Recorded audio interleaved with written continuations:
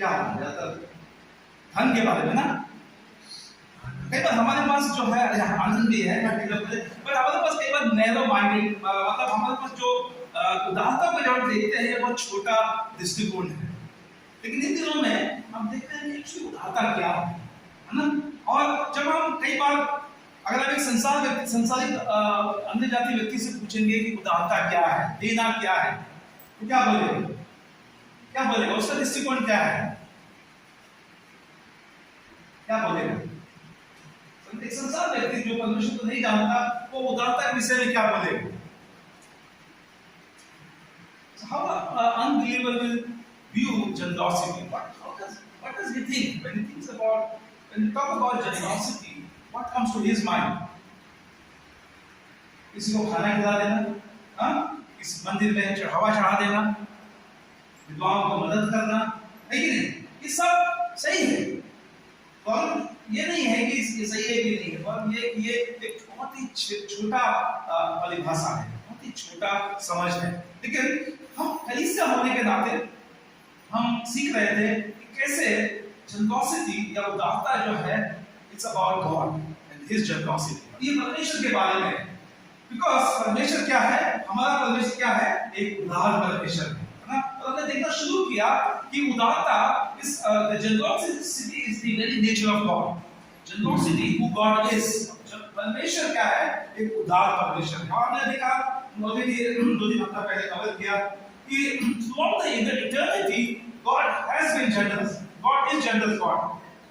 उदारता में अनंत काल से लेकर परमेश्वर हमेशा एक उदार परमेश्वर है। तो यहाँ पर जैसे हमने देखा कि जॉन 16 में हमने देखा कि यीशु मसीह कह रहे हैं कि पवित्र आत्मा के बारे में कह रहे हैं, पवित्र आत्मा मेरी महिमा करेगा, अपने आप से कुछ नहीं कहेगा, वो जो कुछ मेरा है, जो कुछ उसने मुझसे प्राप्त किया है वो तुमको देगा, है ना।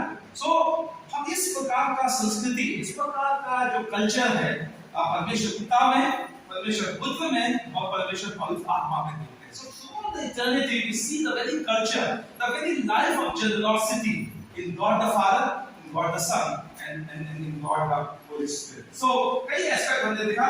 So हमारा परमेश्वर जो है हमेशा उदार है, वो परफेक्ट, ऑफ कोर्स परमेश्वर परफेक्ट है, सिद्ध है और वो इन्फिनिट है, उसके उदारता में उसकी कोई सीमा नहीं है ना। और इसमें परमेश्वर पिता अपने आप को अपने पुत्र को दे दिया, और पुत्र ने क्या किया, वैसा ही उसने अपने आप को पिता को दिया, और उसी तरह से पुत्र ने क्या किया, अपने आप को पवित्र आत्मा को दिया, और पवित्र आत्मा ने अपने आप को पिता को और पुत्र को दिया। पूरे त्रिएकता में परमेश्वर पिता, परमेश्वर पुत्र और परमेश्वर पवित्र आत्मा में इस प्रकार का आदान प्रदान हम हमेशा बाइबल में देखते हैं, चाहे पुराना नियम हो नया नियम हो। We see this very nature of self-giving love. Self-giving is very much eminent in the Godhead, है ना। So और हम देखते हैं कि परमेश्वर उदारता केवल ये कुछ चीज देने के बारे में नहीं है ना। हम सोचते, जैसे हमने कहा, हमारा विचार क्या होता है, कुछ दे दो, धन दे दो, श्रम दे दो, खाना खिला दो, ये इस देने के बारे में नहीं है। ये क्या है, ये परमेश्वर के बारे में। परमेश्वर ने अपने आप को संपूर्ण रूप से दे दिया, और इसीलिए हम देखते हैं कि जॉन 3:16 में, कोई बता सकता क्या लिखा है? जगत से दे दिया,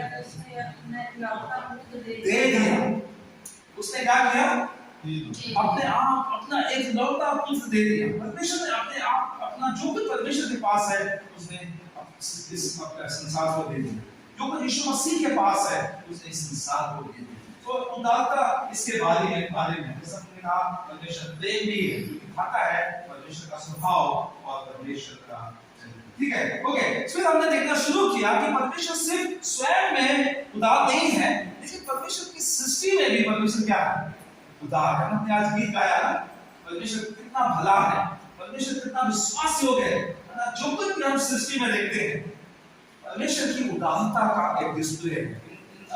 In the creation of God, we see a mighty display of God's generosity throughout the creation. और दाऊद जब वो आकाश को देखता है, तारों को देखता है, वो कहता है कि जब मैं तेरे हाथ के कार्यों को देखता हूँ तो मनुष्य क्या है कि तू उसको स्तुति करे और उसको स्मरण करे। ठीक है। और इसी प्रकार से भजन संहिता 19 का 1 भी कहता है कि आकाश परमेश्वर की क्या कर रहा है, महिमा कर रहा है, और आकाश मंडल उसकी हस्तकला को प्रकट कर रहा है। परमेश्वर का जो है उदारता उसके सृष्टि में भी पाया। और भी कई वचन है, याकूब 1 का 17 कहता है कि हर एक उत्तम वरदान कहां से आता है, परमेश्वर से आता है। परमेश्वर जो ज्योतियों का पिता है, उससे हर एक उत्तम वरदान परमेश्वर से आता है, इसमें कोई मिलावट नहीं, ठीक है। 104 हमने देखा कि किस प्रकार से परमेश्वर सृष्टि की देखभाल करता है, किस प्रकार से वो बीज देता है किसान को, किस प्रकार से वो उपज देता है, किस प्रकार से वो मेघ को बरसाता है। ये परमेश्वर की उदारता है ना। और डिटेल अगर आप पढ़ेंगे तो बहुत इंटरेस्टिंग है। भजन संहिता 104 जवान सिंह के बारे में है, मनुष्य के बारे में है, और जानवरों के बारे में, सारी बातों के बारे में हम वहां पर देखते हैं, ठीक है। और इस प्रकार से तीसरा बात हमने देखा कि परमेश्वर ना सिर्फ अपनी सृष्टि के प्रति उदार है, लेकिन परमेश्वर किसके प्रति उदार है, जो लोग परमेश्वर को नहीं जानते। God is also generous to those who do not know Him, who do not acknowledge Him, who do not even are thankful to Him. सोचिए, हमारे परमेश्वर उनको भी, जो उनको परवाह भी नहीं करते, जो उनको विश्वास भी नहीं करते, परमेश्वर उनके प्रति भी क्या है। सूरज जो है आज केवल धर्मी लोगों के घर में ही नहीं हुआ, मसीहों के घर में हुआ। आज सूरज कहाँ हो रहा है, अन्य जाति के ऊपर भी, मूर्ति पूजन के घर में भी परमेश्वर का सूरज है, ठीक है। और इस प्रकार से परमेश्वर में भी हम देखते हैं परमेश्वर की उदारता के बारे में, है ना। हम देखते हैं कि किस प्रकार से परमेश्वर ने क्या किया। परमेश्वर ने 6 दिन क्या किया, 6 दिन मनुष्य को काम करने के लिए बताया, और 7वें दिन क्या कहा, विश्राम, ठीक है। फिर परमेश्वर ने सबका जो गियर है, और जो है 7वां वर्ष जो है, और जुबली का वर्ष जो 50वां वर्ष है, वहां भी परमेश्वर ने क्या किया, ये परमेश्वर की उदारता को दिखाता है। और भी हम देखते हैं सभी लोग उस रेगिस्तान में 40 साल क्या थे, भूखे थे, प्यासे थे, तृप्त थे। उन्होंने चट्टान से पानी किया, उन्होंने आकाश से मन्ना को खाया, है ना। इस प्रकार से परमेश्वर का उदारता जो है हम पुराने नियम में बार-बार हम देखते हैं, और कई और भी चीजों को हम देखते हैं। हम परमेश्वर की उदारता यीशु मसीह की सेवकाई और उसके जीवन में भी देखते हैं ना। यीशु मसीह की सेवकाई में देखते हैं उसकी उदारता को। यीशु मसीह ने क्या किया, यीशु मसीह ने क्या क्या किया अपने जीवन काल में। उसने 5 रोटी और कितने मछली से, 5 रोटी और 2 मछली से क्या किया, उसने कितने लोगों को खिलाया, हाँ, लोगों को खिलाया, है ना। तो हम यीशु मसीह का भी जीवन में देखते हैं, उसकी सेवकाई में, उसकी उदारता। बहुत सुंदर वचन है फिलिपियों में, जहाँ पौलुस फिलिपियों की मंडली को लिखता और कहता है कि तुम यीशु मसीह का अनुग्रह जानते हो कि यद्यपि वो धनवान था, लेकिन तुम्हारे कारण क्या हो गया, वो निर्धन बना, ताकि उसकी निर्धनता के कारण तो क्या होगा, तो धनी किए जाओ। ये है यीशु मसीह की जो है जो जीवन और सेवकाई का। और भी कई चीजें हम देखते हैं, और सुंदर वचन देखिए, आप पढ़िए, क्योंकि 8:31-32 सुबह जब इसके बारे में सोच रहा था, ये वचन मुझे बहुत अच्छा लगा और मुझे पसंद भी है। तो भी 8:31-32 इंग्लिश में यहाँ पे सृष्टि भी आपके विनाश के दासत्व से रोमियो 8:31-32। तो हम इन बातों के विषय में क्या कहें? हाँ, यदि परमेश्वर हमारी ओर से है, हाँ, तो हमारा विरोधी कौन हो सकता है? हाँ, जिसने अपने निज पुत्र को भी न रख छोड़ा, परंतु उसे हम सब के लिए दे दिया, वह उसके साथ हमें और सब कुछ क्यों नहीं देगा? जिसने अपने निज पुत्र को भी ना रख छोड़ा, वरन उसे हमारे लिए दे दिया, वो उसके साथ हमें अन्य वस्तु करना है। So this speak of value, big value of उदास है ना। ये परमेश्वर की महानता का क्या है और उदारता का वर्णन करता है, जिसने अपने निज पुत्र को नहीं रख छोड़ा और उसे हमारे लिए दे दिया, वो हमें उसके साथ भी अन्य बातें भी क्यों करना है। परमेश्वर के लिए उसका खुद सब कुछ है, उसने हमें अपने खुद को दिया, और जब उसने अपने खुद को नहीं रख छोड़ा तो क्या हमारे लिए हमसे वो अच्छी बातों पर रखेगा, आशीषों पर रखेगा, अन्य चीजें जो हमारी जरूरत की है वो क्या उससे हमें अच्छी रखेगा, है ना। और सबसे बड़ी बात, यीशु जो परमेश्वर का जो उदारता है, हम देखते हैं यीशु मसीह के उस क्रूस पर हम क्या देखते हैं, उसके उस क्रूस के ऊपर उसकी उदारता है, सबसे बड़ा उदारता जो है क्रूस पर उसकी उदारता है। यूहन्ना 15:13 में पढ़िए, यूहन्ना 15:13। इससे बड़ा प्रेम किसी का नहीं कि कोई अपने मित्रों के लिए अपना प्राण दे। इससे बड़ा प्रेम किसी का नहीं, कोई अपने मित्रों के लिए क्या करे, अपना प्राण। तो क्लाइमेक्स जो है, जो सबसे परम सीमा है उदारता की, वो ये है क्रूस। यीशु मसीह अपने आप को हमारे और आपके लिए दे दिया, और ये एक चार्ट में लिखा है कि उसने अपने खुद को हमारे सामने भेज दिया, लेकिन हम उसके द्वारा हमारे जीवन को हम रोमी 5:6-10 में पढ़ेंगे, लिखा है जब हम कमजोर थे, जब हम पापी ही थे, तो यीशु मसीह हमारे पापों के लिए वो मर गया। जब हम अधर्मी थे, हम परमेश्वर के बैरी थे, परमेश्वर ने हमारा मेल मिला अपने पुत्र के द्वारा हमारे साथ रहे। हाँ, एक बहुत बड़ी बात है। और हम देखते हैं ना सिर्फ ये क्रूस है, क्रूस के द्वारा अब हमारे पास क्या है, यीशु मसीह पर विश्वास करने के द्वारा हमारे पास क्या है, अनंत जीवन है ना।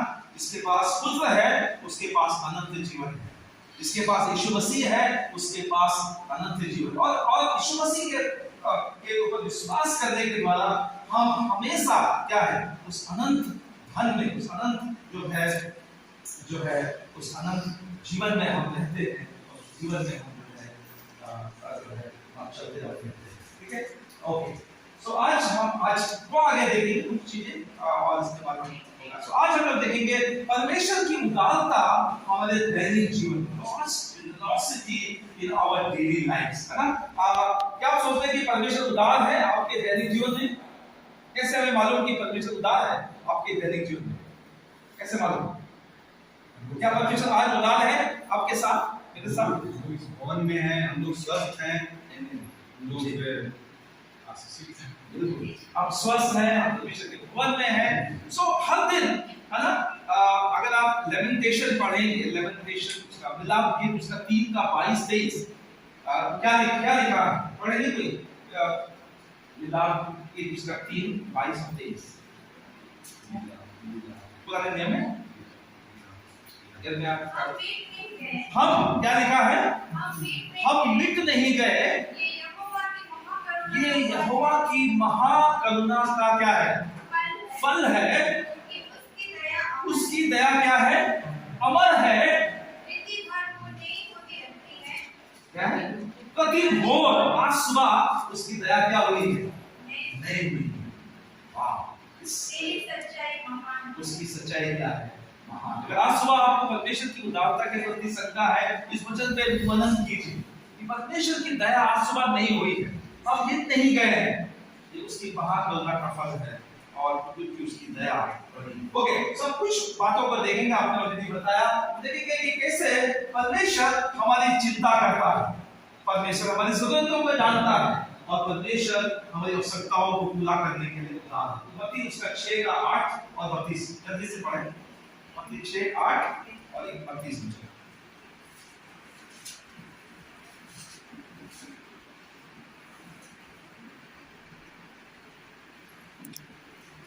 इसलिए तुम उनके साथ ना बनो,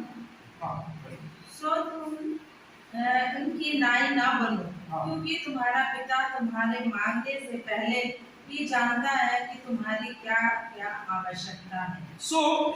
मसीह कह रहे हैं कि तुम अन्य जाति के जैसे ना बनो, वे चिंता करते हैं, वे आशंकित रहते हैं, उनके अंदर मन में बहुत एंजाइटी रहता है, लेकिन यहाँ क्या लिखा है, परमेश्वर जो हमारा पिता है वो जानता है कि हमारी जरूरत क्या है। So God not only knows our need, He also cares for our needs. Okay, 32 भी पढ़िए, मत्ती 6:32।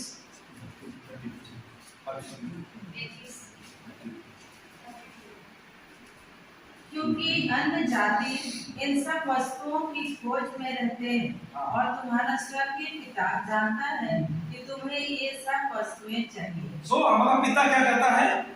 जानता है।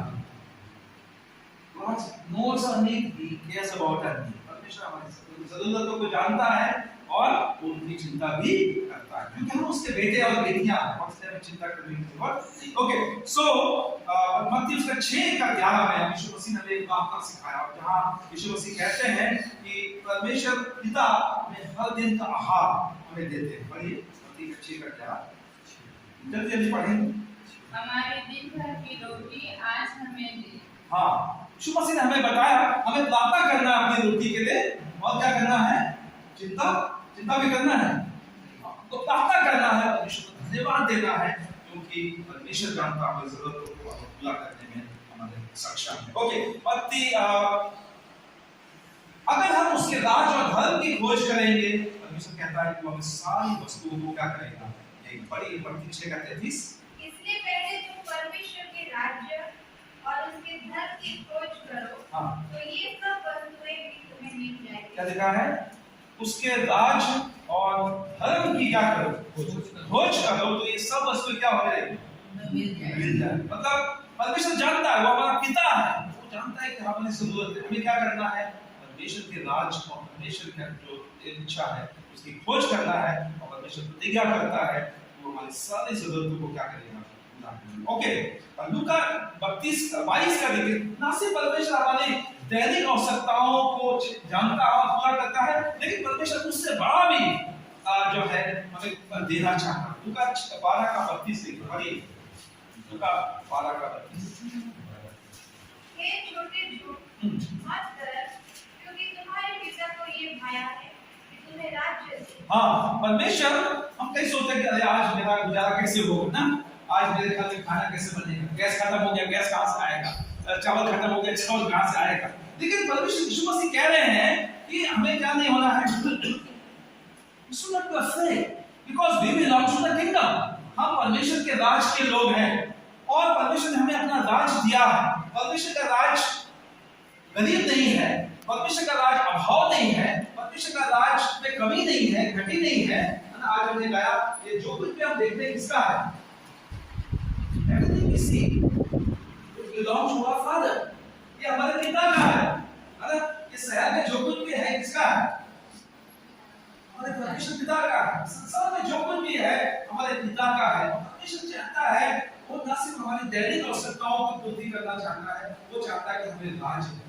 ऑफ कोर्स उसने हमें राज दिया है, हम उसके राज के लोग हैं, और परमेश्वर चाहता है कि हम उसके राज के जैसे लोग के जैसे हम सोचे, और परमेश्वर पर God wants to give us His kingdom, and we are part of His kingdom, and we belong to the kingdom of God. And once we belong to the kingdom of God, everything God has is for us and of us. जो भी परमेश्वर का है वो हमारा है और हमारे लिए है। ओके, और याकूब 1:5 में पढ़िए, परमेश्वर हमें दैनिक बुद्धि भी हमें देता है, जो हमें प्रतिदिन के लिए चाहिए।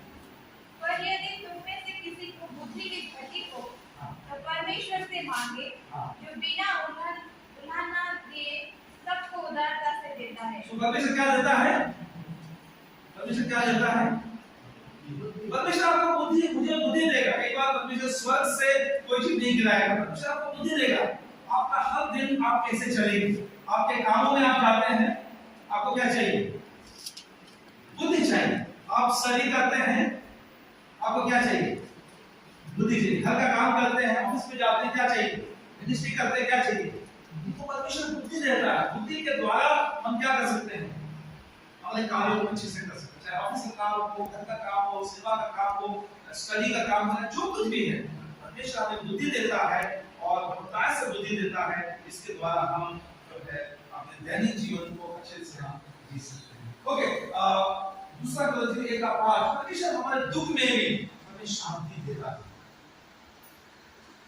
दूसरा कोरिन्थियों 1:5, क्योंकि जैसे मसीह के दुखों में हम अधिक सहभागी होते हैं, वैसे ही हम शांति में भी मसीह के द्वारा अधिक सहभागी होते हैं। तो परमेश्वर न सिर्फ हमें अच्छी वस्तुएं देता है, हम जीवनों में दुख में जाते हैं, परेशानियों में जाते हैं, चुनौतियों में जाते हैं, बीमारियों में जाते हैं, समस्याओं में जाते हैं, अभाव में जाते हैं, हृदय हमारा टूट जाता है कई बार। और देखिए उस समय परमेश्वर हमें क्या देता है? दुख में हमें शांति देता है। हमें जीवन में कभी भी हमेशा सब चीज आराम नहीं रहेगा। हम जीवन में तकलीफ में जाएंगे, कष्ट में जाएंगे, परेशानी में जाएंगे, बुढ़ेपन में जाएंगे, मृत्यु में जाएंगे, बीमारी में जाएंगे, लॉस में जाएंगे।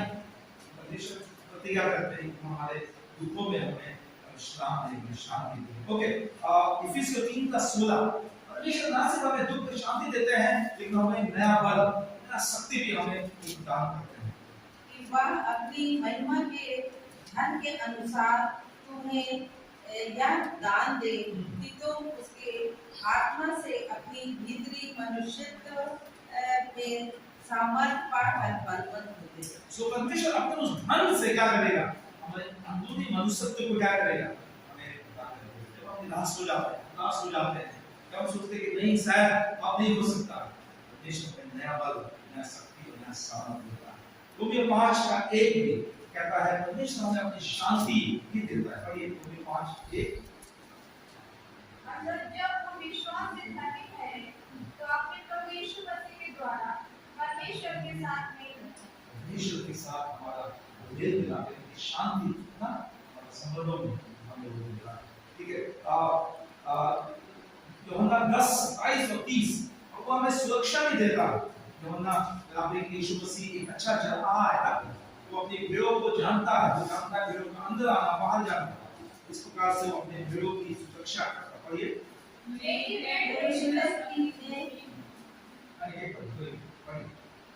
यरूशलेम में स्थापना पर्व हुआ और जाड़े की ऋतु मेरी भेड़ें मेरा शब्द सुनती हैं हाँ। और मैं उन्हें जानता हूँ और वे मेरे पीछे पीछे चलती हैं आगे 30 और मैं उन्हें अनंत जीवन देता हूँ और वे कभी नाश न होंगी और कोई उन्हें मेरे हाथ से छीन न लेगा। मेरा पिता जिसने मुझे मुझको दिया है सबसे बड़ा है और कोई उन्हें पिता के हाथ से छीन नहीं सकता। बस आपका सिक्योरिटी किसके ऊपर है? अब यीशु मसीह के पीछे चलते हैं। हमारे देश का भी जो वातावरण है बहुत मुश्किल है ना आप आराधना कर रहे हैं, कभी कोई चर्च में घुस के आपको डिस्टर्ब कर सकता है, तो दिल में मन में डर हो। मसीह होना इस देश में क्या है? एक कठिन बात है। लेकिन हमारा सिक्योरिटी, हमारा अपना ताकत और हमारा बल पे नहीं है। हम क्या बात है, कौन है हमारा सुरक्षा, कौन देने वाला है? पहले हम देखते हैं कि यीशु मसीह हमें कहता है कि मेरी भेड़ उससे कोई छीन नहीं सकता। दूसरे बार हम देखते हैं कि परमेश्वर हमारा रक्षक है। एक मसीह हमेशा, हालांकि हम ऐसे परिस्थिति में रहते जो हमारे विपरीत है, जो हमारे विरोध में है, लेकिन हमारा सुरक्षा कौन करने वाला है? यीशु मसीह हमारा सुरक्षा करने वाला है, क्योंकि हम उसकी भेड़ है और उसको कोई हमारे हाथ से क्या नहीं करेगा, अलग नहीं कर सकता। परमेश्वर पिता के हाथ से हम कोई, तो हमारा सिक्योरिटी यीशु मसीह पर है ना। हमारा सिक्योरिटी पॉलिटिकल क्या हो रहा है, कौन पावर में है, कौन पावर में नहीं है, आजादी है नहीं है, हमारा security doesn't lies on the political system. Our security lies in Jesus. यीशु मसीह में हमारा सुरक्षा है, परमेश्वर पिता में हमारा सुरक्षा। यीशु मसीह आश्वासन दे रहे हैं कि मैं, मेरे हाथ से कोई उन्हें छीन नहीं सकता। ओके, दूसरी थेसलोनिकियों 2:16 में देखते हैं परमेश्वर हमारे भविष्य के लिए भी हमें आशा देता है। हमारा प्रभु यीशु मसीह आप ही और हमारा पिता परमेश्वर जिसने हमसे प्रेम रखा और अनुग्रह से अनंत शांति और उत्तम आशा दी। उत्तम आशा दी, ग्लोरियस होप। हमारे पास एक उत्तम आशा है जो कभी मिटेगा नहीं, है ना। वो आशा आपसे मुझसे कोई छीन नहीं सकता। ये आशा हमारा परमेश्वर पर है, परमेश्वर ने महिमा की आशा देता है। लिखा है Christ in you the hope of glory, मसीह तुम में महिमा की आशा। ओके, फिलिपियों 4:19 में देखते हैं कि परमेश्वर हमारी हर एक जरूरतों को यीशु मसीह में जो धन है उसमें क्या करेगा, पूरा करेगा। पढ़िए फिलिपियों 4:19। और मेरा परमेश्वर भी अपने उस धन के अनुसार जो महिमा से मसीह यीशु में है, तुम्हारी हर एक घटी को पूरी करेगा। किसमें पूरी होगी हमारे हर एक कमी घटी? यीशु मसीह में हमारी हर एक जरूरत क्या होगी? In Christ Jesus, He literally provided all our needs are met. यीशु मसीह की सारी जरूरतें क्या होगी हमारी? ओके, सो पढ़ लेंगे मत्ती उसका 7 बहुत इंटरेस्टिंग है। अभी 7 का 11 देखिए मत्ती क्या कह रहे हैं। 7 का 11 और जब तुम बूढ़े होकर अपने बच्चों को अच्छी वस्तुएं देना चाहते हो, तो तुम्हारा स्वर्गीय पिता अपने मांगने वालों की अच्छी वस्तुएं क्यों न देगा?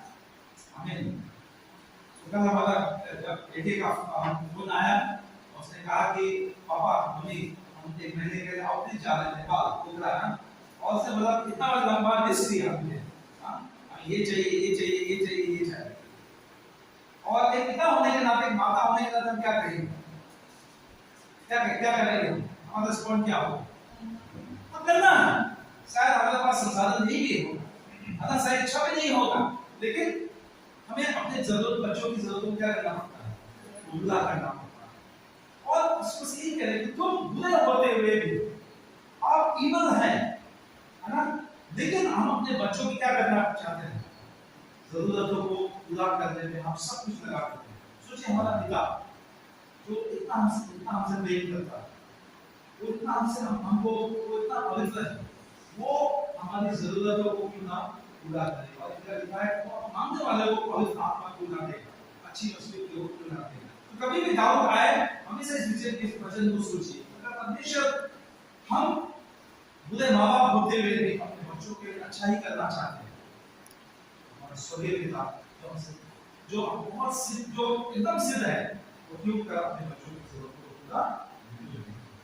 और दूसरा कुरिन्थियों 9:8 के परमेश्वर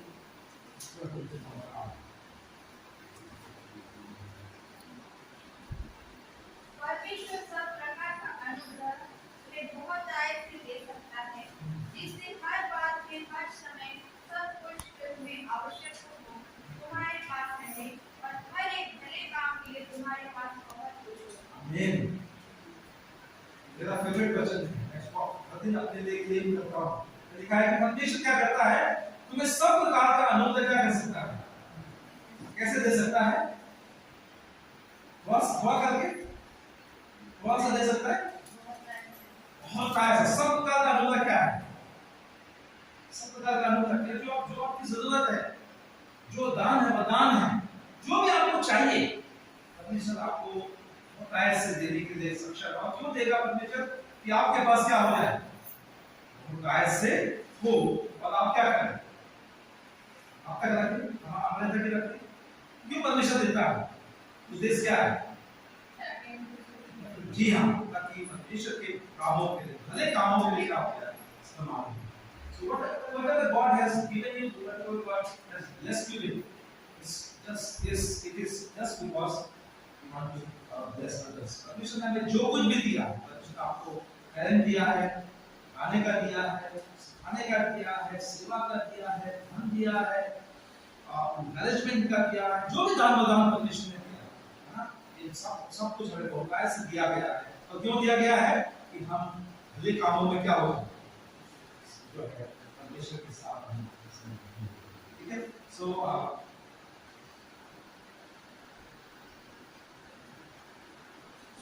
याद करें कि पिछले हफ्ते में परमेश्वर ने आपको क्या कह दिया?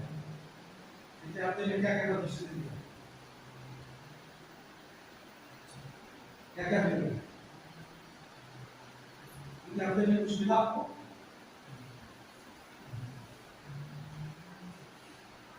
बहुत कुछ मिला। एक हफ्ते में अगर हम याद करें, परमेश्वर ने बताया से, ठीक है? तो परमेश्वर हमें क्यों उदार होता है? अगर हम दूसरों के प्रति क्या होता है? उदार। आज सुबह मैं मेरा वाइफ से पूछ रहा था कि क्या हम एज अ चर्च जनरस हैं? क्या पूछ रहा था कि क्या कलीसिया होने के नाते क्या हम उदार हैं? और उन्होंने कहा हाँ उदार है, शायद हमें और भी उदार होना है। और कुछ लोग ऐसा नॉलेज से ज्यादा उदार हैं, कुछ लोग अभी सीख रहे हैं, हम सब सीख रहे हैं। पर हम कह सकते हैं कि परमेश्वर हमें उदारता से देता है ताकि हम दूसरों के लिए क्या हो जाए, उदार। ठीक है, तो पहला अंत में पढ़ेंगे, पहला इतिहास का 29 का 14 और ये पहला इतिहास उसका 29 का 14 बहुत सुंदर प्रार्थना है दाऊद का, जब वो अपने भवन के लिए वो है डेडिकेट कर रहा है और देखिए क्या कहता है।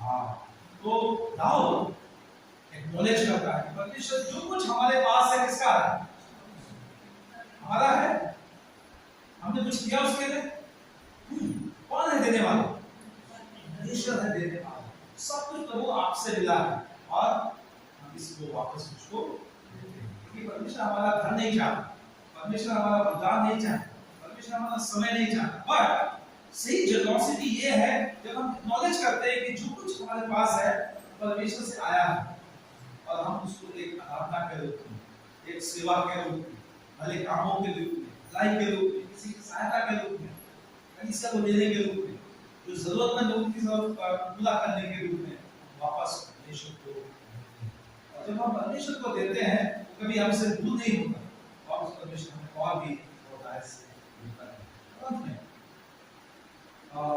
हम देखते हैं परमेश्वर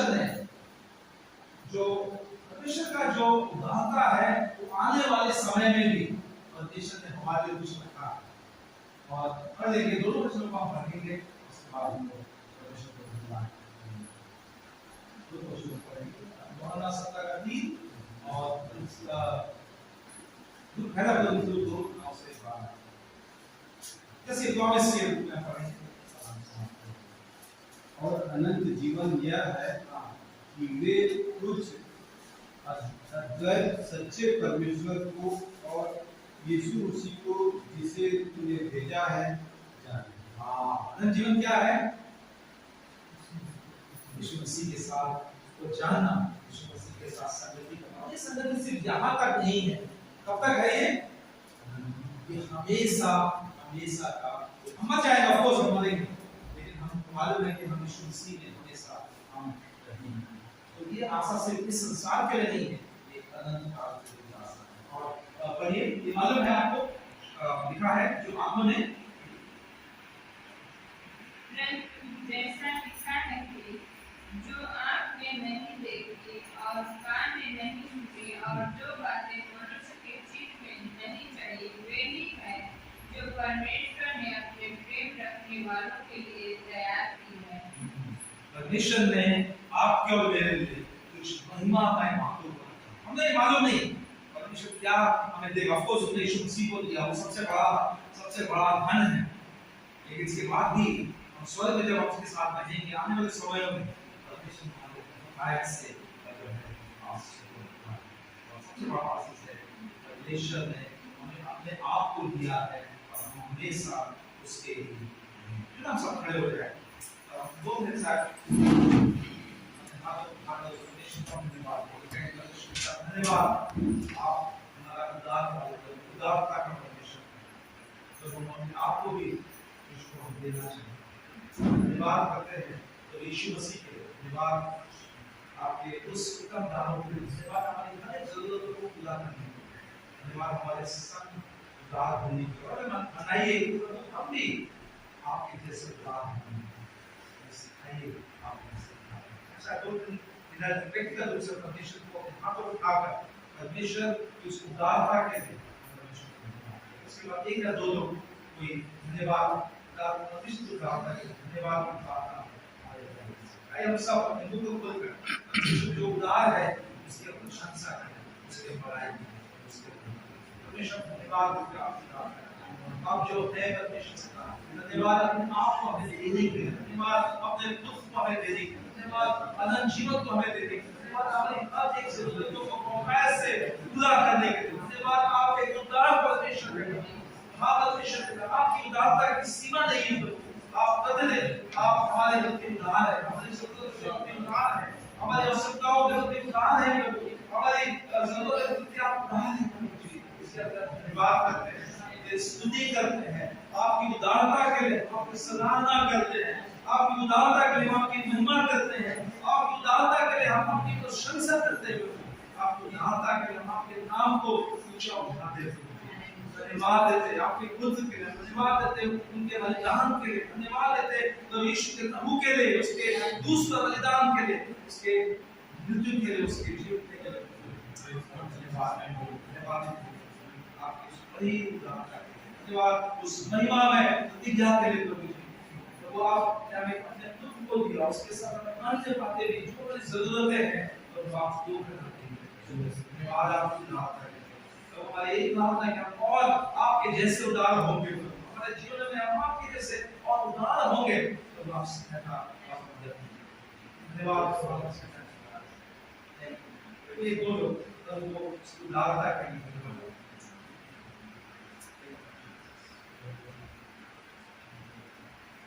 धन्यवाद धन्यवाद परमेश्वर, आज के दिन के लिए सुंदर समय के लिए प्रभु जी, उनकी आपके चरणों में प्रभु जी हम सब एक बार फिर से आते हैं प्रभु जी। खासतौर से प्रभु जी आज तक हम लोग को संभाला प्रभु जी, और जिनको की जमीन में रखा है प्रभु जी, ये एक अवसर है, ये एक मौका है प्रभु जी कि आपकी तरफ मुड़ने के लिए प्रभु जी आपने 2000 साल पहले प्रभु जी हम लोग के लिए प्रभु जी अपनी जान दी प्रभु जी, हम तो जानते भी नहीं थे प्रभु जी, आप फिर भी हम लोग के लिए जान दी प्रभु जी, लहू का कतरा करने छोड़ा प्रभु जी, लोग प्रभु जी हम लोग के गुनाहों के लिए प्रभु जी आपकी उदारता प्रभु जी महान है प्रभु जी, हम आप स्तुति के योग्य है प्रभु जी आपका जो वचन है प्रभु जी हम लोग के दिलों में प्रभु जी बोया जाए प्रभु जी, हम लोग के जो वचन पढ़ते हैं प्रभु जी हाथों में प्रभु जी, घरों में प्रभु जी घरों में ना प्रभु जी हाथों में दिलों में प्रभु जी रखे प्रभु जी उसको, और एक एक अक्षर प्रभु जी जो आपने आज्ञाएं दी है प्रभु जी उसको मानने वाले होते प्रभु जी। और प्रभु जी ये समय प्रभु जी कठिन दौर है प्रभु जी, फिर भी हम आपके साथ चलना चाहते हैं प्रभु जी, ज्ञान वृद्धि कीजिए प्रभु जी अनंत जीवन तक प्रभु जी हम लोग आपके साथ चलना चाहते हैं प्रभु जी, आपके भजन और स्तुति महिमा गान करना चाहते हैं प्रभु जी ऐसी ज्ञान और बुद्धि दीजिए प्रभु जी इस कलीसिया में एक एक जन होते हैं प्रभु जी, उनको आपके हाथों में देते हैं प्रभु जी, उन्हें ज्ञान और बुद्धि और सामर्थ दीजिए प्रभु जी कि आपके साथ और उनके चलने वाले प्रभु जी, ये जितनी मंडली प्रभु जी यहाँ पे जितने लोग हैं प्रभु जी, हम सब प्रभु जी आपके राज में प्रभु जी एक बार फिर से मिल करके और आपकी स्तुति महिमा का गान करने वाले प्रभु जी, सारी याद सारी महिमा आपके प्यारे पुत्र जीवित उद्धारकर्ता के नाम से मांगते हैं, सुने और प्रभु तो ये बहुत यीशु मसीह के लिए धन्यवाद करेंगे, क्रूस के लिए बलिदान के लिए उदारता के लिए धन्यवाद।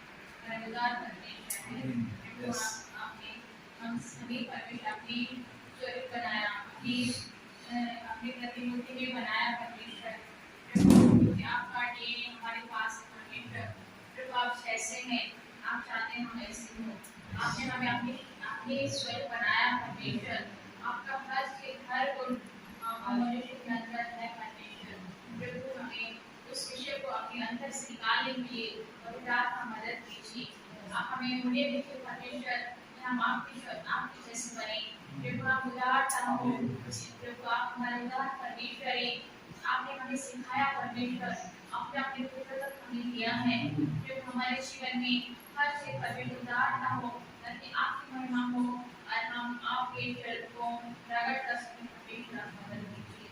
हालेलुया, धन्यवाद है आपके आपकी क्रूस के लिए, आपकी यहूद के लिए, आपकी महान प्रेम के लिए, प्रभु आपने उद्धार करने के लिए, अनुग्रह के लिए और आपकी उपस्थिति के लिए, आपकी प्रेम के लिए परमेश्वर, हम कलीसिया से धन्यवाद करते हैं परमेश्वर, प्रभु हम समर्पण होते हैं आपके स्वरूप होने के लिए, हम समर्पण होते हैं आपसे और जानने के लिए, और हम समर्पण होते हैं परमेश्वर कलीसिया से आपका आराधना और आपके सारे विषय परमेश्वर उदारता पूर्वक होने के लिए, तो आप चाहते हैं उसको कोई पूर्ण करने के लिए आपसे मदद कीजिए।